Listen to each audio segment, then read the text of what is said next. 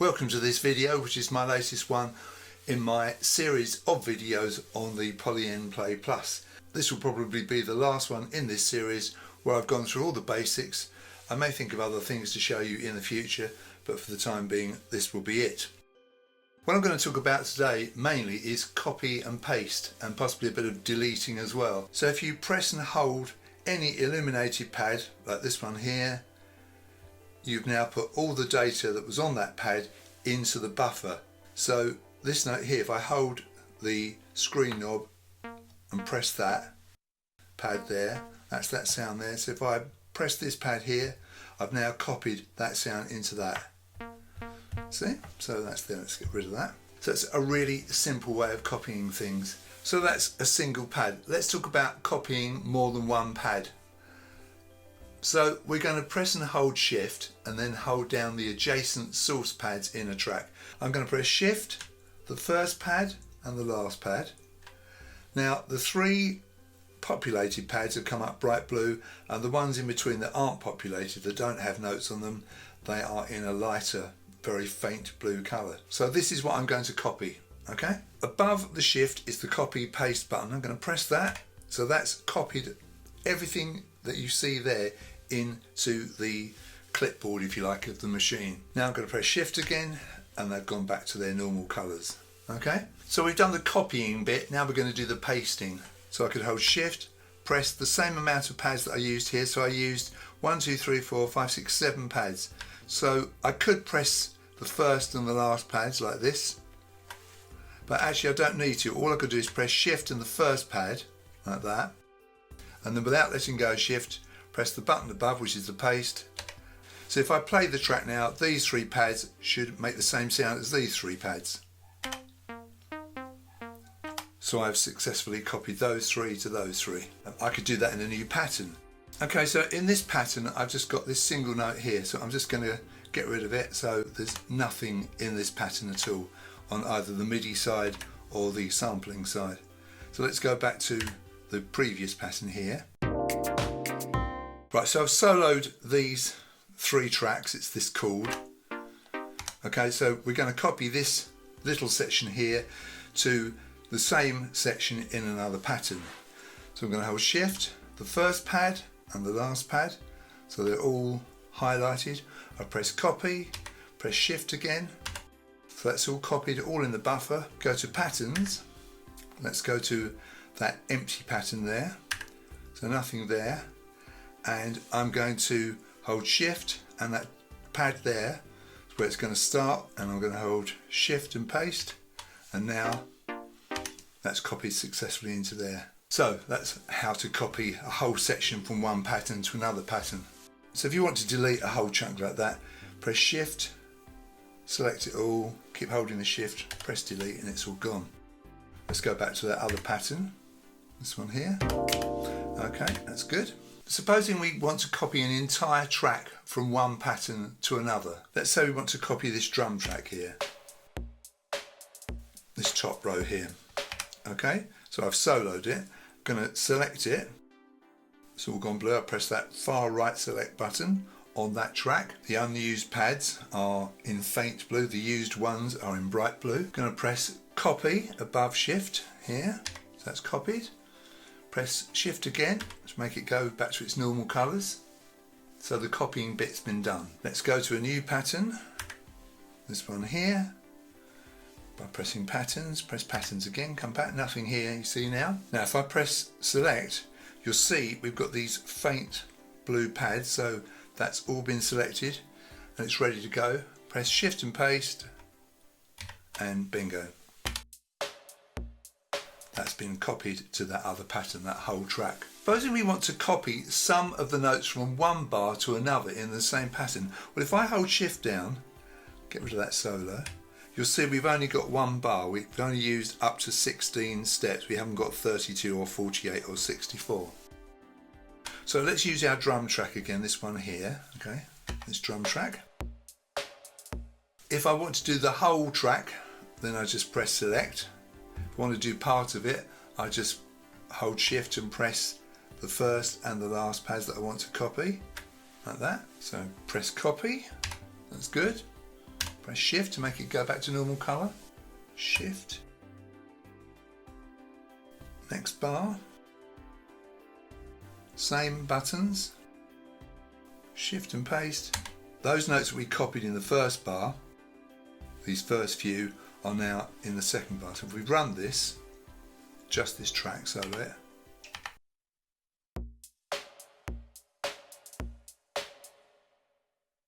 See? So in the first bar, you've got all that. In the second bar, you've only got that. Okay, so let's get rid of those. So to copy all the notes from all of the tracks into another bar, hold Shift and the top left pad and the bottom right pad. So Shift. I could just do down to here, but I'll do the whole lot. So the whole lot's been selected. Press Copy. Press Shift. Okay. Hold down Shift and we'll go to, say, this third column, which is taking us up to step 48. Now I'm going to hold Shift and I'm going to select the same pads. They're all faint blue. Keep holding Shift, press Paste. So everything that I copied from this first bar up to step 16 is now in this bar. But look at this second bar. Nothing, nothing there. Let's go to the other side of things, to the sample side of things. And let's say, for instance, we want to copy this bar. Let's just solo this, what we've got in here. This bass track. Okay, we want to copy this bass track to the next bar. At the moment, if I hold Shift, there's only one bar of it. Okay, so what I do is I press Shift, I press and hold this first pad here, hopefully you can see this, till it flashes. Keep holding it, press the next pad along, and now you'll see that that bar has got those notes in it. See? And I could press that one again and press this one, and now you'll see that this top track has got 4 bars, whereas these second, third, fourth, fifth, sixth, seventh and eighth tracks have only got 1 bar. If I solo this track, you'll see it's running through 4 bars.